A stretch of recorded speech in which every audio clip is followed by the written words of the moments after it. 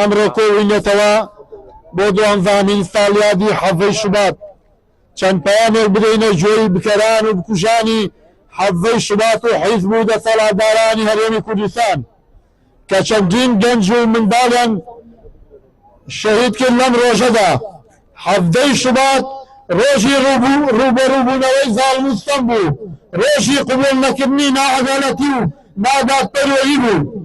12 ساڵ پێش ئێستا لە ڕۆژێکی وەک ئەمڕۆدا و ڕۆژانی دوایی خەڵکی بەژمەینەتی چەند سێژاوی هەرێمی کوردستان خۆپیشاندانێکی بەرفراوان و یەک لە دوای یەکی چەندین ڕۆژەیان ئەنجامدا تەنها بۆ داواکردنی مافە سەرەتاییەکانی خوێن و نان و ئازادی.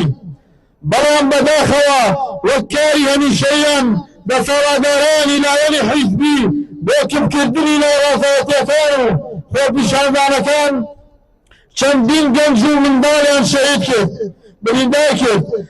ئەمڕۆ لەگەڵ هاوکارام و ڕێکخراوی حەڤدەی شوبات لێرە کۆبوونەوە دژی ئیدانەکردن و ئەو کارە قێزەونەی کە یەکێتی و پارتی کردیان بەرامبەر بە گەلی میلەتی کورد و هەستان لەم ڕۆژەدا کە چەندین هاوڵاتی تێدا شەهید کران و خاوخەمی خۆمان دەردەبین بۆ کەسوکاری شەهیدان.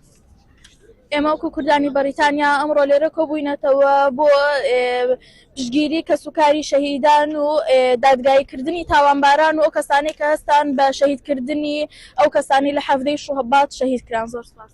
ئەمڕۆ ئێمە کۆبووینەتەوە وەکو چالاکوانانی خۆپیشاندانەکانی نیوکاسڵ هاتوین ئیدانەی ئەو کارە خێزەوناکەین کە لەو کاتەیە کرا لە شاری سلێمانی کە ئەو مافیاگەرایەتیە کرا و خەڵکێکی زۆر شەهید کرا بە ناحەق.